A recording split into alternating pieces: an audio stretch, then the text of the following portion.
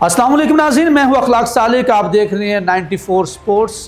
मैं आपको बताता चलूं कि आज हमने आपके लिए पाकिस्तानी क्रिकेट टीम का जो है वो पता लगा लिया कि चैंपियंस ट्रॉफी के लिए कौन सी टीम अनाउंस होने जा रही है। अभी तक इसका ऑफिशियल नहीं है, लेकिन ये जो हम टीम बता रहे हैं वो 100% वही टीम है।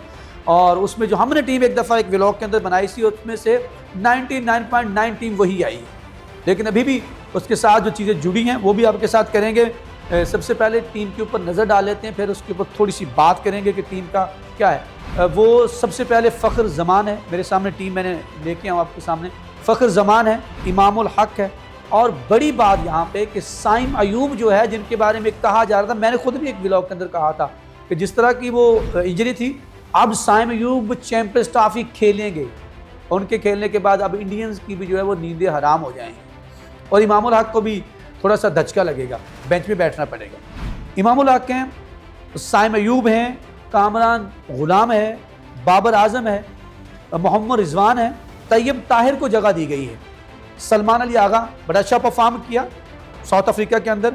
हारिस रऊफ आपका बॉलिंग की तरफ जो हमने कही थी वही बॉलिंग है, और वही हमने कहा था 3 स्पिनर्स के साथ आएंगे, वही 3 स्पिनर्स हैं। हारिस रऊफ, नसीम शाह, और आपकी बॉलिंग जो चौथा बॉलर है मोहम्मद हसनैन को डाला गया, और उसके बाद जो है वो शहीनशाह अफरीदी। फिर स्पिनर्स की तरफ आते हैं तो जो हमारे साथ है सुफियान मुकीम है, इब्रार अहमद है जो हालिया खेल के आए दोनों, और यासर शाह की इनके साथ जो है वो वापसी हुई। अच्छा, मैं भी उनकी परफॉर्मेंस को देख के शादाब के जो था ना वो मैं इस हक में नहीं था, लेकिन पाकिस्तान को इतने बड़े इवेंट में एक ऐसे स्पिनर्स की ज़रूरत थी कि जो वक्त के साथ जो है वो बैटिंग भी कर सके। क्योंकि मैं वो आगे जाके डिस्कस करेंगे कि पाकिस्तान के मिडिल ऑर्डर के अंदर जो खामियां हैं, बैटिंग लाइन के अंदर जो प्रॉब्लम है, उसके लिए बड़ा सूदमंद होती हैं शादाब खान। गो के देखते हैं बाज़ात ऐसे होता है कि जब आप थोड़ी देर बाहर आके, उन्होंने प्रैक्टिस भी की है, उन्होंने चैम्पियंस कप खेला है, वनडे भी और T20 भी, उनकी परफॉर्मेंस को लेके बात करेंगे। लेकिन सबसे पहले बात करते हैं साइम अयूब के हवाले से। साइम अयूब को अजहर महमूद जो है वो साथ लेकर उनके साथ रवाना हुए, चले गए हैं। तो यहाँ पे PCB का बहुत ही पॉजिटिव और बहुत ही तगड़ा फैसला कि उन्होंने किसी खिलाड़ी को उसको इतनी अहमियत दी है। तो मोहसिन नकवी साहब ने खुद उनको भेजा है, और डॉक्टर्स का देखा कि पाकिस्तान के अंदर हो सकता है कि उनकी जो बहाली है वो उसमें टाइम लग गई, जिसको रिकवर करने में टाइम लग गई। तो लंदन भेजना बहुत बड़ा फैसला, और हमारा ये दुआ भी है। और मोहसिन नकवी साहब ने तो ये कह दिया कि वो टीम में खेलेंगे, इसलिए उनको अनाउंस भी किया गया। अनाउंस करने का मकसद यही है, ठीक है। तो जब फ़ख्र ज़मान और दोनों होंगे तो फिर आप देखिए कि क्या कमाल चैंपियंस ट्रॉफी देखने को मिलेगा। तो बड़ी बात है, क्योंकि मैं अब चलते थोड़ा सा ओपनिंग के ऊपर बात हो रही थी। ओपनिंग में इमामुल हक को लेके मैं देखता हूँ तो उनसे बेहतर शान मसूद इसलिए था, उनके स्ट्रोक वो छक्के भी मारते हैं। मसला ये है कि रन्स वो हमेशा करते हैं। लोग कहते हैं एवरेज, अब एवरेज मैटर नहीं रहा यार, आप दुनिया में देख रहे हैं। अब जाके जो ओपनिंग के अंदर है वो है आपका स्ट्राइक रेट। आप स्ट्राइक रेट अगर अच्छा नहीं होगा, आप 40 रन करें, 50 पूरी ना भी करें, 2, 4, 5 रन कम भी हों, लेकिन आप अच्छी स्ट्राइक के साथ अगर रन्स बना जाते हैं तो बहुत है, आपको बॉलर्स की लाइन को आप जो है ना वो हिला के रख देते हैं। फिर वो मिडल ऑर्डर आपका जो है उसके ऊपर बर्डन कम आता है। तो लिहाजा हमें करना होगा कि हमने इसको लेके जाना है। अब मिडल ऑर्डर में देखा जाए तो मिडल ऑर्डर के अंदर बाबर आजम भी है, आपके पास कामरान गुलाम भी है, टीम अच्छी है, लेकिन एक चीज़ की कमी नज़र आती है, वो फिनिशर की हमेशा कमी रही है। पाकिस्तान के पास कोई अच्छा फिनिशर नहीं है। तो यहाँ पे अगर मैं कहता हूँ कि जो है वो आपने उसको भी नहीं रखा, गो के इरफान को भी, तो मुझे लगता है कि यहाँ पे परफॉर्मेंस के लिहाज से वो बड़े मैचों में खेलता है, बड़े मैचेस के अंदर।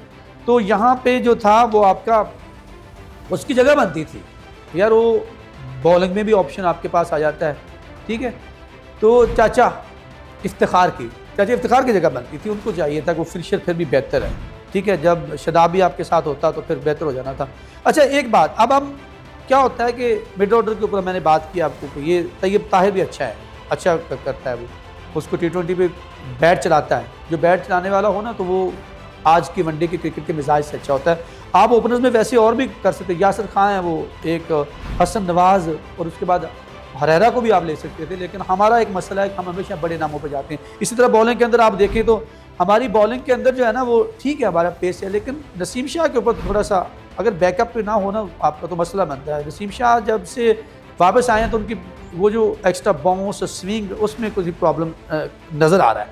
तो मुझे यहाँ पे एक मैं आपके साथ सजेस्ट करूँगा कि आकिफ जावेद बड़ी तगड़ी बॉलिंग कर रहे हैं, पेस के लिहाज से भी बड़े रिदम के साथ। अब जो पाकिस्तान की वो सबसे तेज़ बॉलिंग करता हुआ दिखाई दे रहा है, तो वो मुझे आकिफ जावेद है, उनको होना चाहिए था। तेज़ बॉलिंग करता है और हसनैन की बॉलिंग है, लेकिन उस लड़के के अंदर एक और क्वालिटी है कि गेंद का उछाल बड़ा अच्छा आ रहा है उसका, ठीक है, और गेंद को वो हिला भी रहा है इन पिचों के ऊपर भी।